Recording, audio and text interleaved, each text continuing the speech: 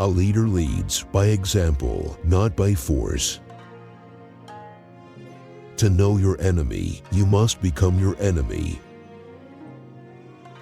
Victorious warriors win first and then go to war, while defeated warriors go to war first and then seek to win.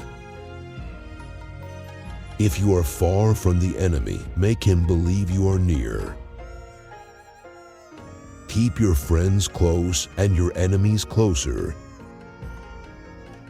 If you are strong, appear weak, but if you are weak, appear strong. In the midst of chaos, there is also opportunity. Do not press an enemy at bay. Sweat more during peace, bleed less during war. Supreme excellence consists of breaking the enemy's resistance without fighting. Can you imagine what I would do if I could do all I can? The supreme art of war is to subdue the enemy without fighting. Leadership is a matter of intelligence, trustworthiness, humaneness, courage, and sternness. Strategy without tactics is the slowest route to victory. Tactics without strategy is the noise before defeat. Great results can be achieved with small forces.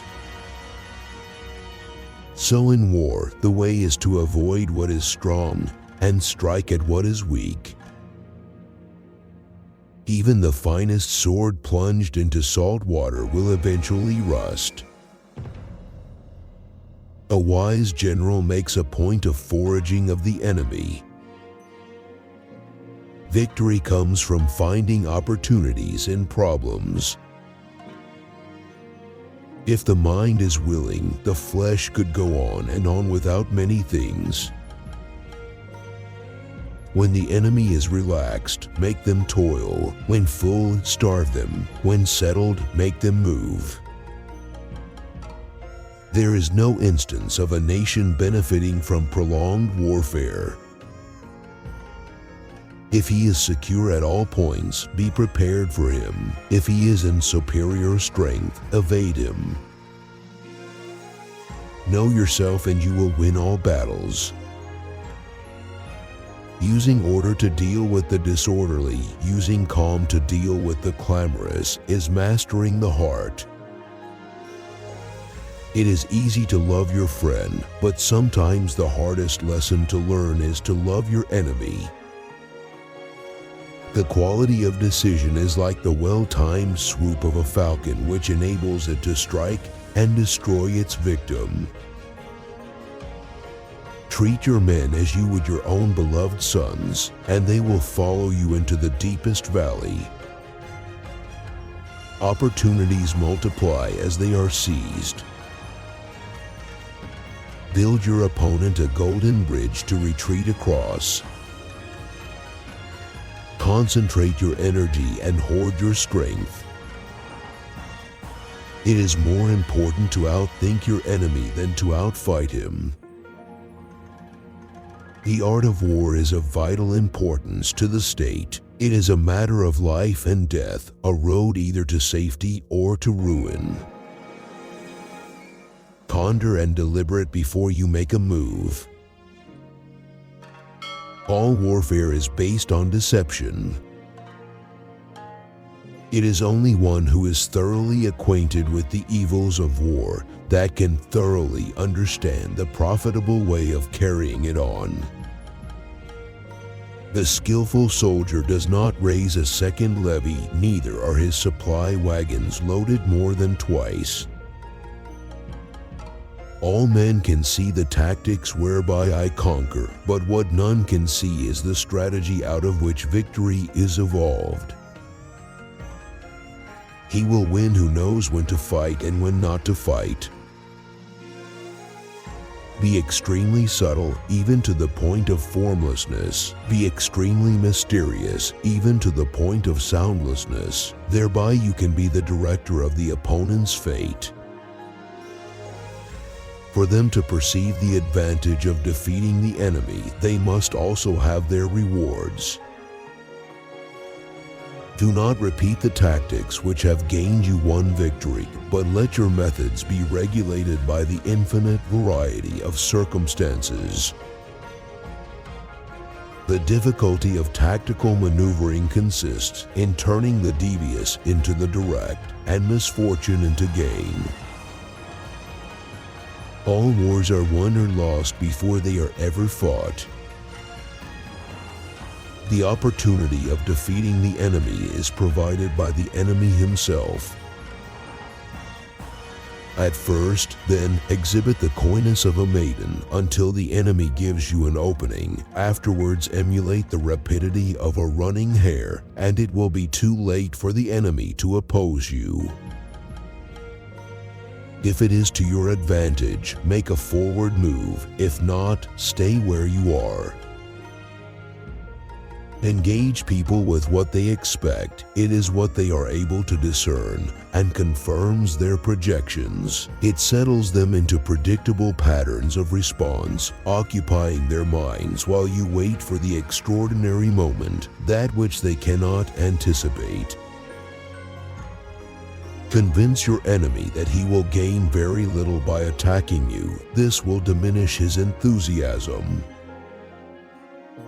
He who can modify his tactics in relation to his opponent and thereby succeed in winning may be called a heaven-born captain. Let your plans be dark and impenetrable as night, and when you move, fall like a thunderbolt. Maneuvering with an army is advantageous, with an undisciplined multitude, most dangerous. We are not fit to lead an army on the march unless we are familiar with the face of the country, its mountains and forests, its pitfalls and precipices, its marshes and swamps. Move swift as the wind and closely formed as the wood. Attack like the fire and be still as the mountain.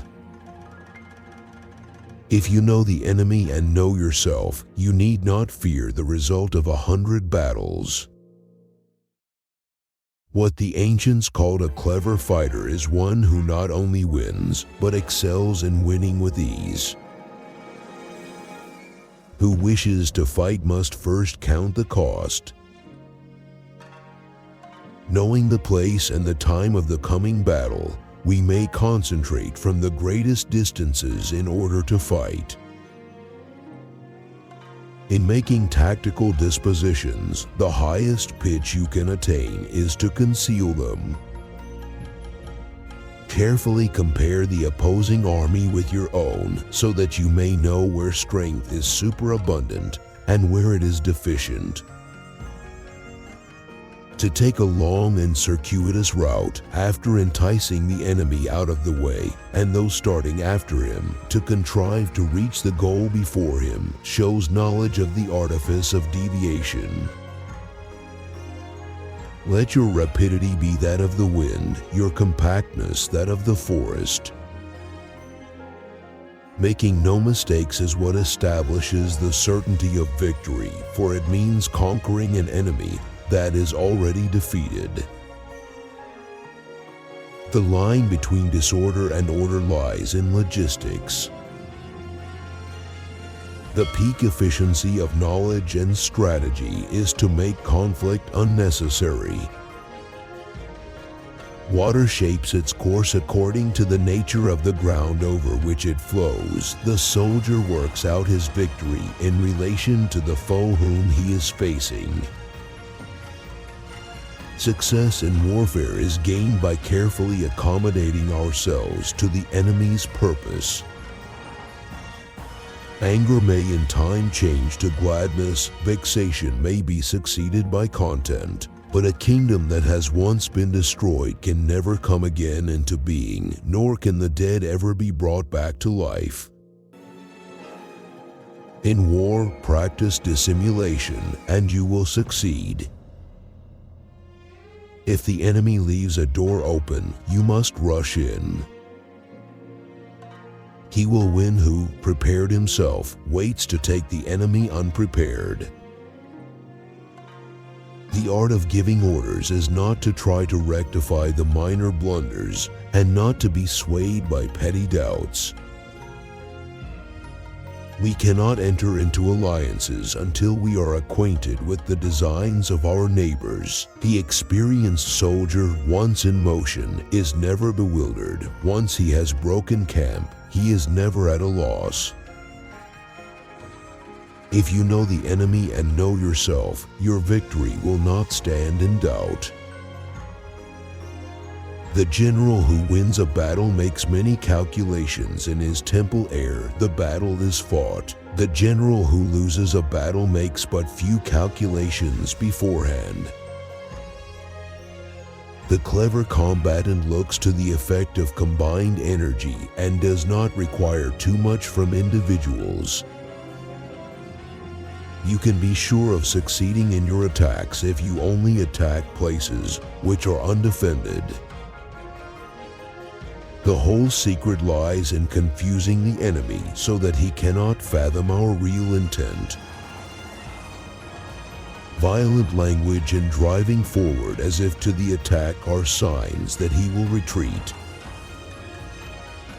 Numerical weakness comes from having to prepare against possible attacks. Numerical strength from compelling our adversary to make these preparations against us. The consummate leader cultivates the moral law and strictly adheres to method and discipline. Thus it is in his power to control success. Whoever is first in the field and awaits the coming of the enemy will be fresh for the fight. Whoever is second in the field and has to hasten to battle will arrive exhausted. Rouse him and learn the principle of his activity or inactivity. Force him to reveal himself so as to find out his vulnerable spots. Attack is the secret of defense. Defense is the planning of an attack. Move not unless you see an advantage. Use not your troops unless there is something to be gained. Fight not unless the position is critical. If your opponent is of choleric temper, seek to irritate him. Pretend to be weak, that he may grow arrogant. Hold out baits to entice the enemy, feign disorder and crush him. The height of strategy is to attack your opponent's strategy. In raiding and plundering be like fire, in immovability like a mountain. Place your army in deadly peril, and it will survive. Plunge it into desperate straits, and it will come off in safety. Energy may be likened to the bending of a crossbow, decision to the releasing of the trigger. Forestall your opponent by seizing what he holds dear, and subtly contrive to time his arrival on the ground. Walk in the path defined by rule, and accommodate yourself to the enemy until you can fight a decisive battle. The general who is skilled in defense hides in the most secret recesses of the earth. He who is skilled in attack flashes forth from the topmost heights of heaven. If equally matched, we can offer battle. If slightly inferior in numbers, we can avoid the enemy. If quite unequal in every way, we can flee from him. When you surround an army, leave an outlet free. Do not press a desperate foe too hard. Thus it is that in war the victorious strategist only seeks battle after the victory has been won, whereas he who is destined to defeat first fights and afterwards looks for victory. The control of a large force is the same principle as the control of a few men. It is merely a question of dividing up their numbers. No ruler should put troops into the field merely to gratify his own spleen. No general should fight a battle simply out of pique. What enables the wise sovereign and the good general to strike and conquer and achieve things beyond the reach of ordinary men is foreknowledge. If fighting is sure to result in victory, then you must fight, even though the ruler forbid it. If fighting will not result in victory, then you must not fight even at the ruler's bidding. One mark of a great soldier is that he fights on his own terms or fights not at all. If the enemy know not where he will be attacked, he must prepare in every quarter and so be everywhere weak. Correct your mistake as soon as you have found it. When strong, avoid them. If of high morale, depress them. Seem humble to fill them with conceit. If at ease, exhaust them. If united, separate them. Attack their weaknesses. Emerge to their surprise. The greatest victory is that which requires no battle. Hey winners, please subscribe and like now. Your support matters to us.